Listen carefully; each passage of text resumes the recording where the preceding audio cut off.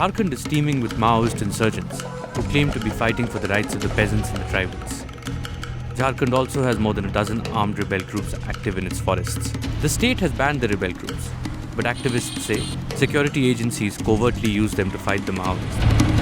प्रशासन एक सांप को मारने के लिए दूसरा नाग कहीं न कहीं खड़ा कर देती है. The rebels have grown to become as dangerous as the Maoists themselves. गांव में जाने का मतलब है कि हमारा मर्डर होना ही होना है. We traveled to Jharkhand to find out how this new dynamic is impacting people on the ground.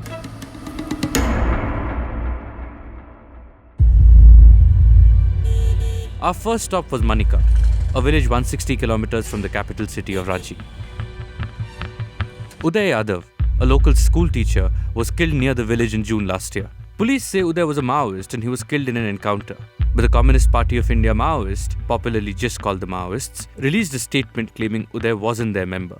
They claimed he died in a gunfight that the police had set up using an outlawed armed group called the Jharkhand Jan Mukti Parishad, or the JJMP.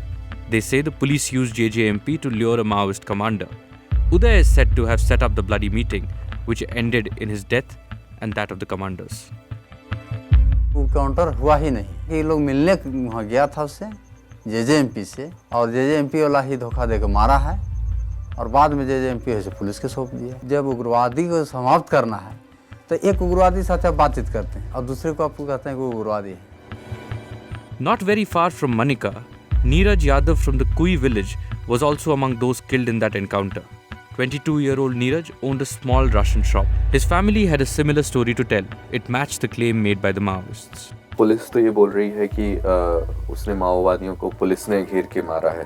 नहीं, police नहीं मारा, इसमें JJMP वाला मारा है. मानव अधिकार वाला आए थे, वो भी बताए थे कि फर्जी मुठभेड़ में मारा गया है लोग, और बच्चा लोग के ही नक्सल बना कर ऐसा शो किया है पुलिस ने.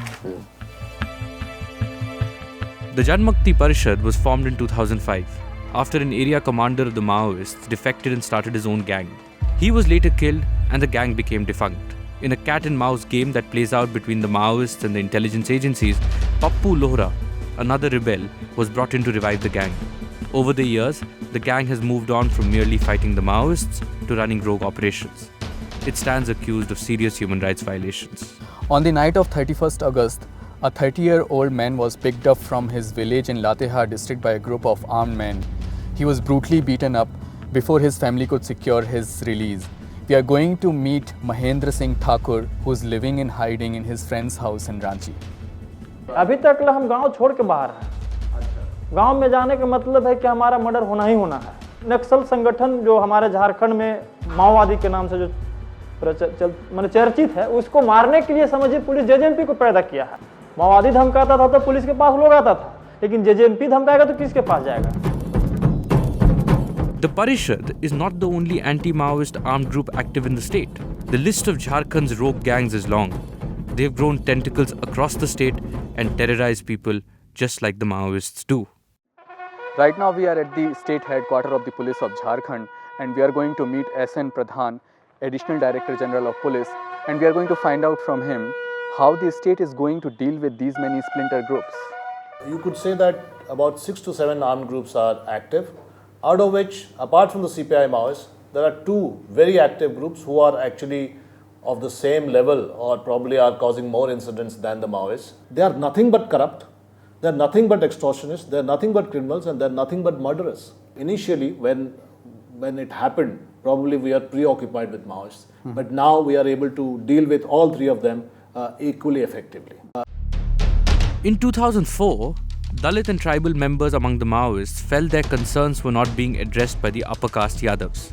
They formed their own gang with some backing from an eager police force. They called their group TPC.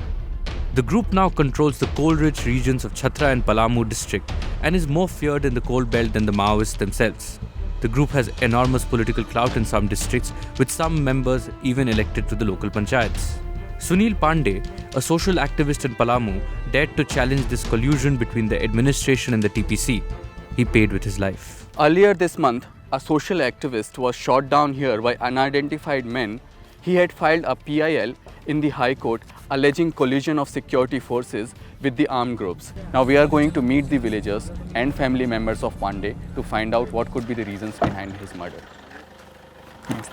अगर उसने कोर्ट से गुहार किया था सुरक्षा के लिए तो बिना डर का तो सुरक्षा का गुहार नहीं हो सकता। सीधी सी बात है कि जहाँ तक लगता है प्रशासन एक सांप को मारने के लिए दूसरा नाग कहीं ना कहीं खड़ा कर देती है। While civilian killings by the Maoists have come down over the years, killings by the rebel groups have shot up. According to a study undertaken by researcher Gopinath Ghosh, of the 519 civilians who died in the state's insurgency between 2009 and 2014, every second was killed by a non-Maoist group. In 2014, rebel groups accounted for 3 in every 4 civilian killings in the state. आम लोगों का जो हत्या है पहले माओवादियों के द्वारा देखा गया है, अभी अन्य ग्रुप के द्वारा भी आम लोगों की हत्या हो रही है। इस सब ग्रुप्स के पीछे कहीं ना कहीं प्रशासनिक मदद भी है, कुछ ग्रुप्स को तैयार किया गया। जब आप इनको रोकना चाहेंगे तो ये आप रुकने वाला नहीं है।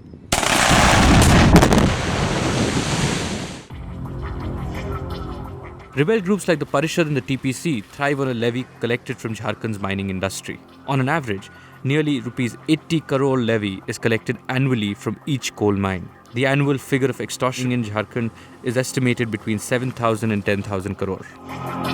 अभी आपको जो मुख्यतः 4 हैं, माओवादी, टीपीसी, जेपीसी और पीएलएफआई, ये लोग अभी लेवी वसूलने का काम कर रहे हैं।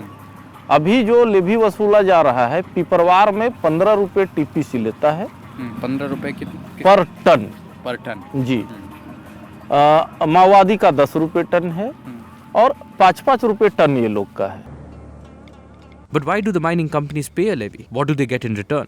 We met Father George Manipalli, an activist who has been working with mining affected communities in Jharkhand for more than a decade. Everybody is paying levy to these people, and with that they are surviving, or they get contract from the companies. So company is paying 1 crore rupee and telling them you get this clearance from this village, so they go and do it. In a public interest litigation filed at the Ranchi High Court in December 2014, Jalagram Sabha in Latehar district alleged that TPC men threatened the villagers when they opposed land acquisition for coal mining. जो ग्राम सभा है, कौन सी ग्राम सभा रोकी थी TCP ने?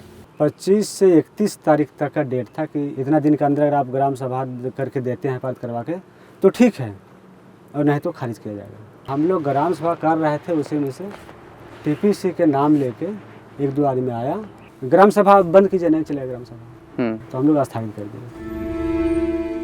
The police are alleged to be the force behind the rebels. S.N. Pradhan gives us some answers. We are very clear that if we do not contain the groups like PLFI and TPC, they will become Frankenstein monsters. TSPC happened for a very specific reason, because there was a fight between the Ganjus and the other caste people who tried to dominate the merger. PLFI happened because the JLT leaders then found common cause with the PLFI, and Gopes and tribals combined to fight against the Sahus.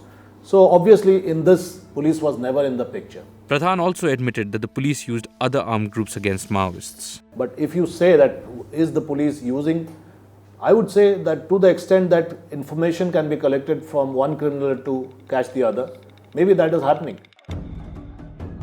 It happened in Kashmir when the state sponsored Ikhwan-ul-Muslimin, an armed group of surrendered militants to fight against militants. It happened in Chhattisgarh, where the state supported armed vigilante groups through the infamous Salwa Judum. The most covert and dangerous counter-insurgency operation is now taking place in Jharkhand. Here, the jungle gangs have become a law unto themselves.